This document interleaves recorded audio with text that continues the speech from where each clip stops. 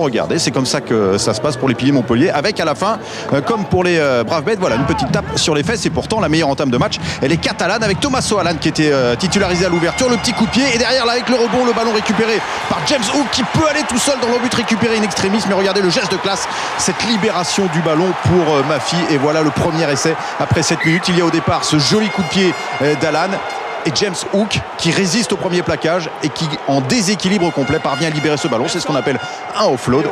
Et voilà Perpignan qui mène 7-3 après 5 minutes. Cette entame de match, elle est incroyable parce qu'à chaque fois qu'une équipe rentre dans la moitié de terrain adverse, elle arrive à prendre des points. À l'image ici de François Trinduc qui réussit ce drop, ce 6e pour lui de la saison, et permet à son équipe 2 minutes plus tard de revenir à 6-7. Il y aura derrière une pénalité de James Hook, je vous l'ai dit, à chaque fois qu'il y a une intervention, il y a des points. Et Fabien Galtier se dit que ce match va être très très compliqué. On n'est plus sur l'euphorie de Toulouse, même si petit à petit, c'est vrai, les Montpelliérains commencent à mettre la main sur le ballon et à le travailler avec ce ballon récupéré par Anthony Floch qui fixe le dernier défenseur pour servir René Ranger. Il y avait au départ une passe au cordeau de François Trinduc. La différence faite par l'arrière Anthony Floch, qui vient faire le beau travail en fixant pour servir René Ranger, qui permet à son équipe de revenir à hauteur 13-13 suite à une pénalité encore de Hook. Après 13 minutes de jeu, il commence à s'agacer. Marc Delpousse, qui trouve que son équipe rend un petit peu trop de ballons, ne marque pas sur ses temps forts et subit parfois, à l'image de ce ballon récupéré encore par les Montpelliérains. C'est Grande qui vient casser la défense catalane. Le relais derrière de Dupont avec encore Anthony Floch qui, sur cette entame de match, est dans tous les bons coups. Récupéré derrière par Payog, cette passe volleyée d'une main et le ballon qui va jusqu'à l'aile avec Toulouse pour aplatir ce nouvel essai pour les Montpelliérains, qui permet à son équipe de prendre le large. 21-16, y avait-il en avant sur cette passe volleyée d'une main? C'est compliqué à juger, hein. Effectivement, le ballon change de direction. Si on regarde la direction des mains, elles sont clairement en avant, mais le ballon n'a pas l'air d'aller vers l'avant. On se demande même s'il n'y avait pas en avant derrière sur la passe, hein, d'Eberson, mais n'a pas été demandé à la vidéo. Celle-ci à l'arrivée, et l'essai sera validé. Cela fait 23-16 pour Montpellier, qui va continuer à pousser et qui va se rendre compte qu'en portant les ballons, il pousse les Catalans à la faute. Il profite des avantages, il crée des situations de surnombre et parfois des situations magique, à l'image de cette passe au pied de François Trinduc qui quasiment en aveugle, hein, à l'image d'un Magic Johnson avec les Lakers en NBA, sans regarder pour René Ranger. Alors oui, le rebond est favorable, mais il fallait le tenter au milieu de 3 Catalans. C'est un doublé pour René Ranger à la pause. Ça fait 33-16 pour Montpellier, sous les yeux du capitaine blessé Fulgence Ouedraogo, qui se dit que ce match, somme toute, est bien parti. Et en plus, l'entame de la seconde période est en faveur des Montpelliérains, qui jouent cette fois-ci en supériorité numérique. Et Toulouse, il n'a pas besoin d'être en surnombre, lui il fait le travail tout seul, et il va, grâce à un exploit personnel, marquer ce nouvel essai et qui permet aux Montpelliérains d'aller chercher le bonus offensif. 40-19 après 46 minutes de jeu, en supériorité numérique, avec un carton jaune pour Léo. Fabien Galtier stresse parce qu'on arrive dans les dernières minutes. Si David Marty, lui, est inquiet, c'est que son équipe n'arrivera pas à s'en sortir, et pourtant même ça ne le fait pas sourire. Ce ballon qui sort comme un cadeau, comme d'un papier cadeau, il sort du maillot. Pourquoi? C'est le jeune Écochard qui, en se faisant plaquer, se fait arracher le maillot, et le maillot qui entoure le ballon. Mais ça n'aura pas fait sourire les Catalans, car ils continuent de subir avec ce ballon pris en touche par Bias, qui aura été énorme encore aujourd'hui. Escande rentré à la mêlée et qui va déchirer la défense catalane. Il évite 2 plaquages, puis 2 autres plaquages, et se peler, comme on dit, cet essai personnel. Un bel exploit d'Escande qui permet à son équipe de sceller la marque. 50-19, une vraie fessée pour les Catalans, qui auront été très très bons pendant une demi-heure et puis qui auront craqué, à l'image de ce qui leur est arrivé récemment. Quant aux Montpelliérains, on avait l'impression que plus rien ne pouvait les arrêter, et même sur cette dernière occasion, les Catalans qui se disent aller peut-être pour l'honneur aller marquer un dernier essai. La passe de Benvenuti pour Vahamaina, mais qui n'arrive pas à capter le ballon. Cette séquence lui avait valu un carton jaune avec l'équipe de France. Il avait tapé dans le ballon après l'en avant. Là, peut-être qu'il a appris ça, au moins il tape à côté. Je ne sais pas si c'était voulu, on a essayé de les faire sourire, c'était pas dit, mais les Montpelliérains ont été souriants. Une victoire avec le bonus offensif, 50-19. Les félicitations aux Gros, qui auront fait un beau match. Et puis derrière, voilà, ça danse. Les Gros, on les avait vus s'échauffer tout à l'heure avec de la musique. Même les 3 quarts sont heureux. On a passé un grand moment et on était tout simplement heureux. Et ça n'a pas de prix. Mais il s'explique pas, ce bonheur? Si, parce qu'on a eu... notre saison est compliquée. On a bien débuté, puis à un moment on a eu un trou d'air, mais on s'est accroché, on n'a jamais lâché. Et puis là, on est sur une... Je sais pas ce qui va se passer, mais on remonte un peu la pente, quoi. Et on sort des matchs, là, comme le match qu'on a sorti aujourd'hui, c'est un grand bonheur, quoi. C'est un grand bonheur. Et en fait, on fait ça pour vivre des grands bonheurs comme ça. On passe au choc de la journée. Clermont-Montpellier, le leader contre son dauphin. C'était sur Canal, avec les projecteurs braqués sur un homme, Morgane Parra. Et oui, suite aux déclarations du sélectionneur du 15 de France au lendemain de la déroute des Bleus au Pays de Galles, Philippe Saint-André a évoqué ce matin le cas du demi-mêlée au micro de Nicolas Dupin de Messa. On va suivre Morgane ce week-end et que tout à fait, ouais, Morgane a toutes les chances de revenir dans le groupe. Les portes du 15 de France qui semblaient se rouvrir enfin pour le demi-mêlée clermontois. L'occasion était belle, oui, mais il y a eu ce fameux carton rouge et la sortie donc définitive de Morgane Parra sur ce match face à Montpellier. On va revenir tout ça en images avec Jérôme Pinault et Loïc Lebras. Vous faites un représailles en mettant un coup de tête, c'est un carton rouge. Oh là là là là. Oh non, non, non, monsieur Mineri. 25e minute, tout bascule pour Morgane Parra. De l'incompréhension côté clermontois, puis de la colère. Tout est parti de cette pénalité jouée rapidement par Parra. René Ranger le plaque et le jette au sol sur la fin du mouvement. Parra veut se faire justice et donne un coup de tête à Ranger.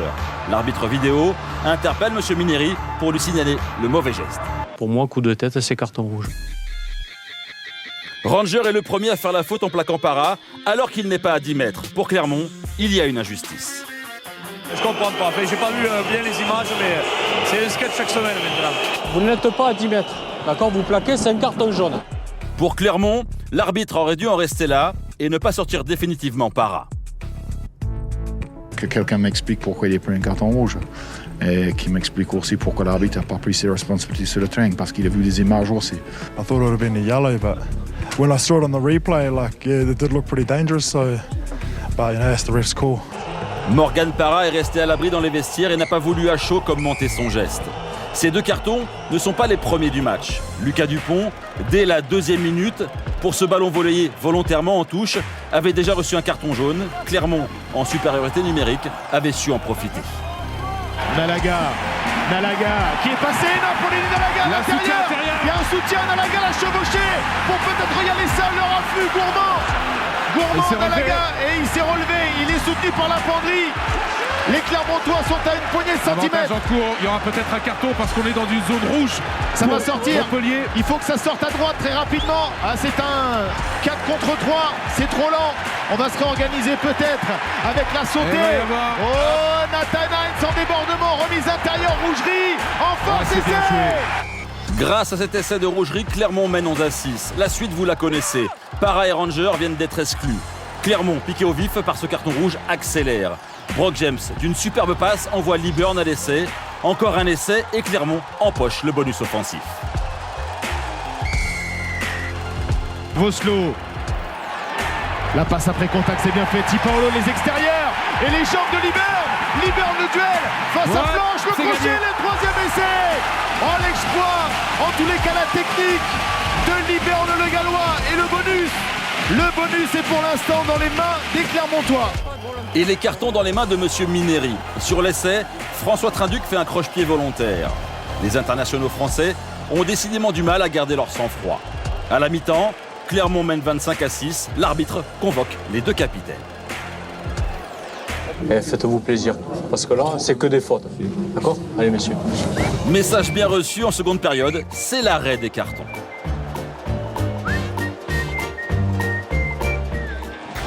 Parra exclut, c'est Sylvie Vatou qui se charge du rôle du numéro 9. Le All Black sait tout faire. C'est lui qui vient d'introduire en mêlée. Comme un habitué du poste, il feinte la passe et marque le 4e essai pour Clermont. Avec 4 essais d'avance, le bonus pour Clermont est sécurisé. Montpellier, le dauphin de Clermont, va après plus d'1 heure enfin sortir la tête de l'eau. Avec cet essai en bout de ligne et aplati sur la ligne de but par Lucas Dupont. Au match aller, Clermont avait chuté lourdement, 43-3. Au tour de Montpellier de repartir avec les valises pleines. Avec un peu de chance, Nakata ici marque le 5e essai pour Clermont. Le score, 42-11. En toute fin de match, le nouvel ami des supporters du stade Michelin, René Ranger, marque le 2e essai pour Montpellier.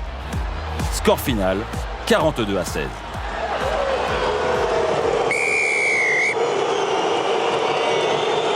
Chapeau les gars, parce qu'il y avait beaucoup d'abnégation, on a joué sur le trip. Donc je dis que c'est une bonne performance pour ceux qui sont restés sur le terrain. Clermont, avec cette victoire bonifiée, reste leader du top 14. Prochain objectif, charmer la commission de discipline pour éviter à Morgan Parra une lourde sanction.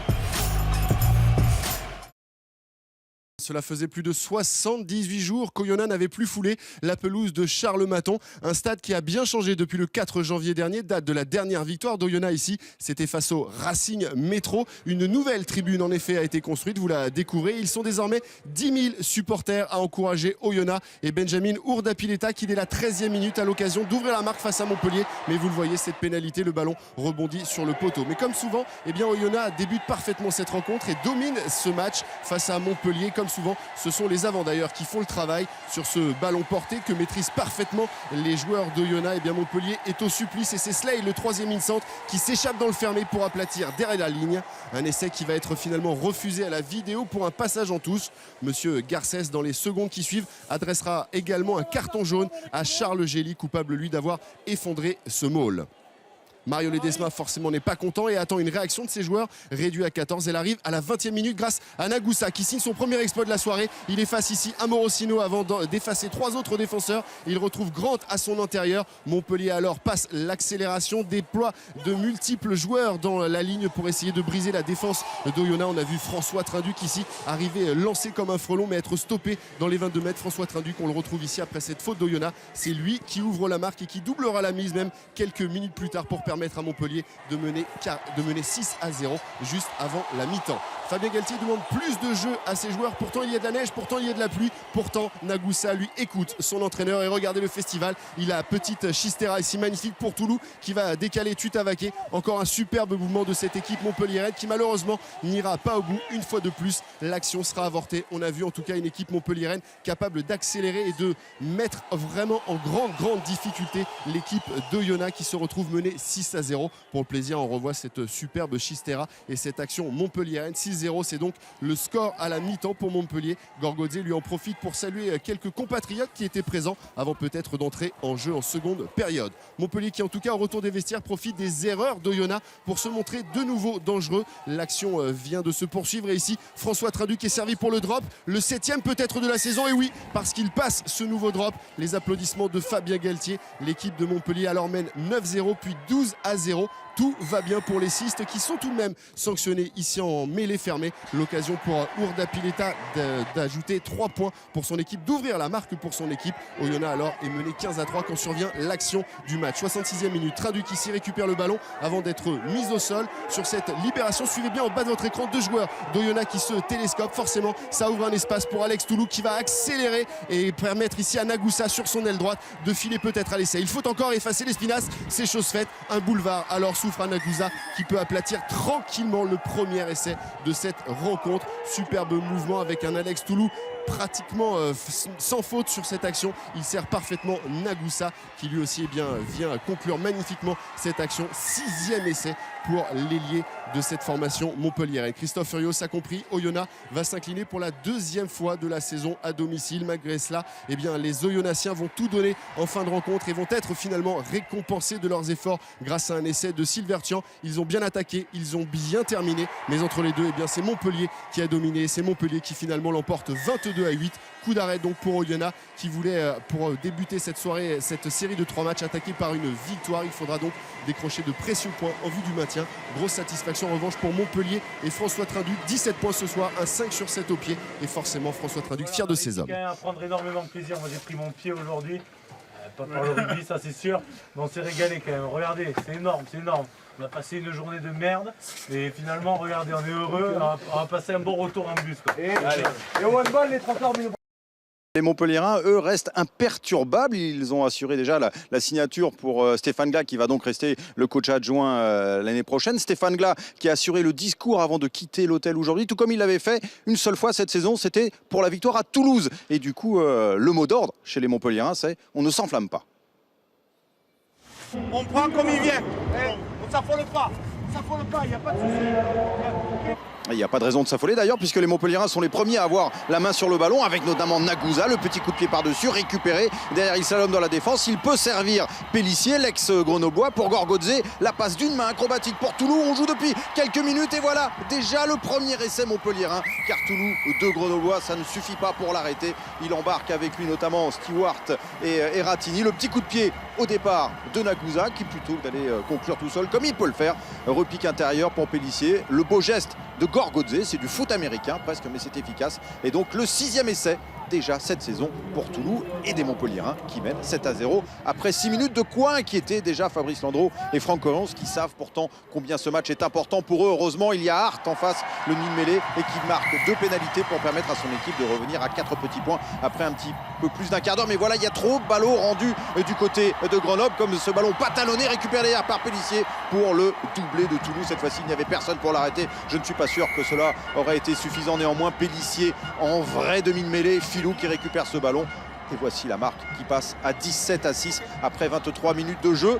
Mais je vous l'ai dit, le mot d'ordre du côté de Montpellier, c'est on ne s'enflamme pas. Et pourtant, il y a des belles choses comme ce petit extérieur du pied de François Trinduc, malheureusement pas contrôlé par Gorgodze. D'ailleurs, François Trinduc, il est sur tous les ballons, tous passent par lui, comme ce ballon qu'il donne à Ranger, qui va écarter pour Nagusa. Nagusa, petit festival à nouveau, l'accélération, la pommelle sur Stewart. Il parvient à déposer Thierry et résiste au retour de Gengen Bacher. Tout à l'heure, il avait donné le ballon. Cette fois-ci, il conclut lui-même pour son 10e essai personnel. Ça fait 27-6 pour Montpellier juste avant la fin de cette première période. Ils ont 3 essais transformés d'avance. C'est surtout un 3e essai qui leur offre le bonus offensif provisoire. Et c'est également une belle danse pour les Grenoblois, qui se sont probablement fait bouger à la mi-temps au vestiaire, car ils vont revenir en seconde période avec beaucoup plus d'agressivité, d'efficacité, également de vitesse et de percussion chez les gros, à l'image de Buckle, et qui peut ressortir ce ballon. Le petit coup d'œil Hart sur l'extérieur avec Kimelin pour Farley. On joue depuis 1 minute